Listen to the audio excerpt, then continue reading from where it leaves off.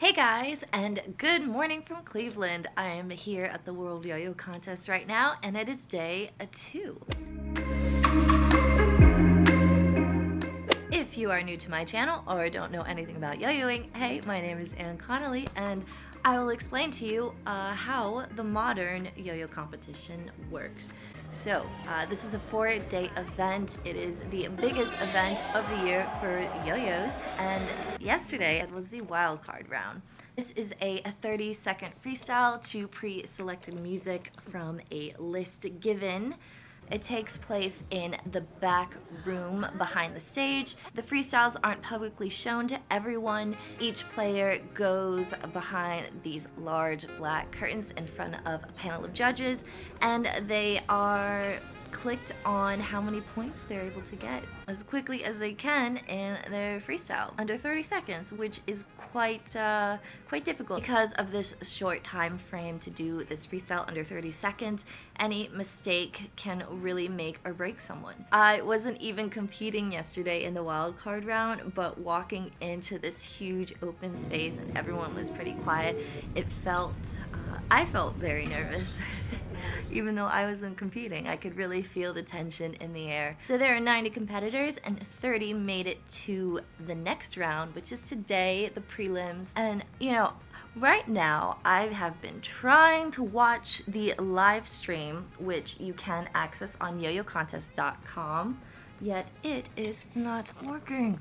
Let's see, this is basically what it's been for the past hour or so. I had a late start in the morning, and I thought I could watch the prelims today in bed, at least the beginning, before lunch. And I can't watch them. To access this live stream, you do have to pay a fee of $5, which I was totally in support of. By paying this fee of $5, hopefully it encouraged or at least put some pressure on the organizers or the people doing live stream to make sure that this is the highest quality, that it's working. Yet unfortunately it doesn't work right now, which is quite frustrating. This is the beginning of the day and the live stream just started, so probably the live stream will work later. They will somehow realize what's wrong and fix it. I will get out of bed and I will definitely watch the rest of the prelims today. Right now, I'll give you a little tour of the venue because it's actually really cool this year. Definitely upgrade from the last 3 years ago when it was here in Cleveland. So let's go check it out.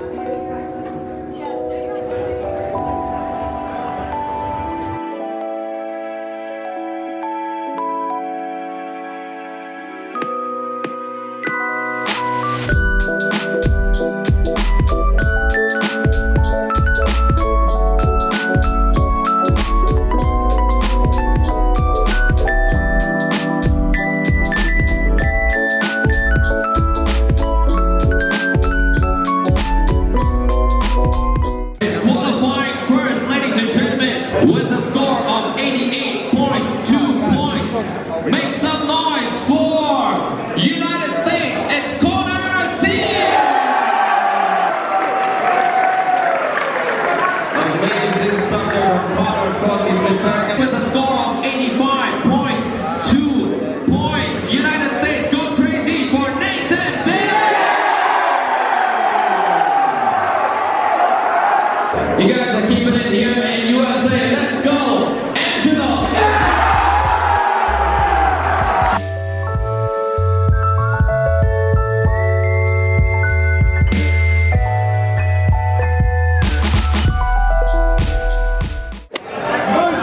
A moonshine, an edgeless, and an airwave. Holy crap, it's the trifecta of excellence.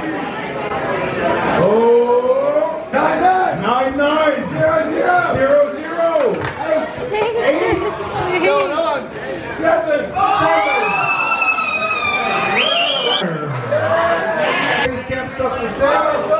Everything the bar is open. Go spend your hard-earned dollars on the alcohol. Hey guys, I'm actually back home in Prague now from the World Yo-Yo Contest. I don't actually have any footage of the last day because one, no filming was allowed of the finals at all. And also, I am so stupid. I actually ended up losing my Canon little PowerShot G7X selfie camera. I actually ended up losing a lot of things on that last trip, so, you know, it is what it is. I thought I could just give a little review of the contest as a whole and mention some of my favorite freestyles of the contest. Let's get into it. Overall, this contest was amazing. Honestly, I thought it was run very smoothly. It was organized so well, and I want to give a huge thanks to Steve Brown, who is the main organizer of this contest in Cleveland. There were so many like little details that really like vamped up this contest or made it even better. So for one, I loved like the entire graphic design of the whole contest. It had this very vintage feel to it, and it was consistent throughout of everything, especially in the merch that they're selling, the logos, and just everything. The huge screen they had in front of the stage. Yeah, there was a bunch of really cool animations and graphics that went with it, and especially the quality was so high that even though I sometimes was watching the freestyles towards the back, I was watching the screen and could see it so clearly and up close. And also, they even had a photo booth. It was a very great contest, definitely one of my favorites. Yeah. I'm looking forward to next year in Budapest. Let's go into the freestyles. I have to say this off the bat. Every player that made it into the finals obviously deserves to be there. They put in so much work, and it takes a lot of work to do what they do and to even make it in there. Like for every division, but especially in the 1A division, it was such a tight competition and really difficult to make it past the semifinals. I was asked multiple times, like, who do I think will win in 1A, even before like the 1A division began.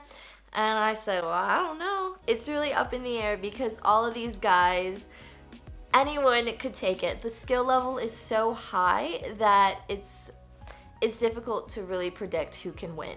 With that said, congratulations to all of the winners. They all did amazing, of course. You can totally check all of their freestyles. I'll link all of the winners down below. Let's get into some of my favorite freestyles that lost. Let's talk about the losers. I'm just kidding. You know what I mean. I'm just gonna talk about the freestyles that didn't win because they deserve love too. Even though these freestyles did not win, they were still amazing and I really enjoyed watching all of it. So let's get, oh Jesus, I spilled that.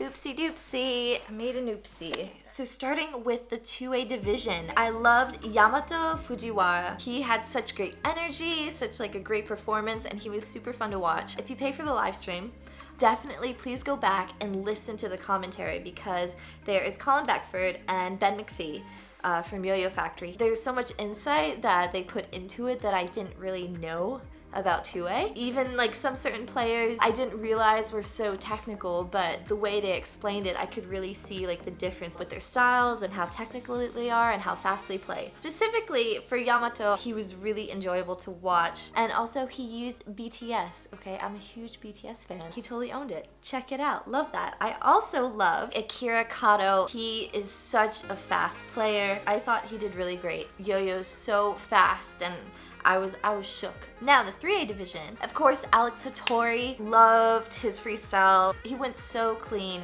as well as Donald Hodgkinson. After the 2A division was the 3A division, and I came down to go and watch that. And he was the first freestyle I saw of that day. That's like the best I've ever seen him. It was a solid freestyle. It was great to set off this whole contest, at least for me, because it was the first freestyle I watched live. Check it out. Then in the 5A division, John WOLFE, like totally killed it. He is the current US champion. He has such really cool concepts and tricks. He looks like he's very careful. I don't know. How do I explain this? He was very refreshing to watch. Essentially, I really like his style. So check out John WOLFE. We are going into the 1A division. MALIK. He was the only European to make it into the 1A finals division. And yeah, I loved his freestyle. He had such great energy and he had great music cues with his tricks. Yeah. he's great. I mean, I may be biased because, you know, he lives here in Prague and so do I, but, you know. Then, of course, AYUMU Harada. His yo-yoing is just so beautiful. Obviously, everyone has their own different styles. You can do the same trick, but no one can do the trick the same. At least for me, AYUMU stuck out so much, and especially towards the end of his freestyle, my jaw was just kind of dropped, and it was just beautiful. I don't know how else to describe it except it was just beautiful yo-yoing, such great movements. One of my favorite freestyles of the entire event, so check out his freestyle. Then, finally, the FORE division. Quentin GODET from France. He has such a great performance, showmanship, and really entertaining style on stage, so definitely loved his freestyle. And then, of course, finally, you know who I'm going to talk about, HAJIME MIURA. Well, what do I have to say about this? This was the last yo-yo freestyle of the entire event, and it just completely blew the roof. Everyone was shook. I was shook. I don't know where I was. Everyone was just in awe. He didn't even get top 3. He actually got 7th place, which confused everyone, especially myself, and I think I will break this down just a little bit what was going on. So if you look at the scores, you can see that HAJIME significantly scored less in the technical execution. Additionally, HAJIME did have a major deduction because he did not get the last yo-yo back to his hand, but even if that didn't happen, he still probably would have gotten like 5th place. So I think everyone was like, what? He threw down like a pretty legendary freestyle. He did an entire freestyle of SOLOHAM, you know, solo hamster spinning around the wheel. So it's doing 2 FORE yo-yos at the same time, and he did an entire freestyle of 3 minutes to it. Prior to this, I have always thought that to win, you have to put SOLOHAM in your freestyles. Because you have 2 yo-yos going at the same time, it counts as double the points. Actually, I am completely incorrect. From my understanding, from compiling other people's perspectives and opinion on this matter, there's a lot of dead time within HAJIME's freestyle. The amount of time he takes to like throw it, get it back to his hand, and he is not as technical as someone who would throw 1 yo-yo and who would be probably faster and doing more technical tricks. So that's the reason why, like, regardless, IWAKURA, the winner of the FORE division, he did amazing. He has won the FORE division multiple times and has been a very decadent player. But also, like, HAJIME did also a very amazing freestyle. It was the most insane thing I've ever seen. So what are your favorite freestyles that you saw? What are your opinions on everything? That's pretty much it. Were you guys there? Did you meet me? If you do have a chance to go to the World Yo-Yo Contest, please do. It is a completely different experience to be there in person and to meet everyone, all of your favorite players, people you see online, and even just meet some new friends. It's such a different experience and so memorable, and I'm totally feeling the post-Worlds depression right now. I'm also missing my camera that I completely lost. Anyway, so my next video is actually going to be on my haul of Worlds yo-yos. So yeah, check that out. And thank you guys so much for watching, and I will talk to you later. Bye!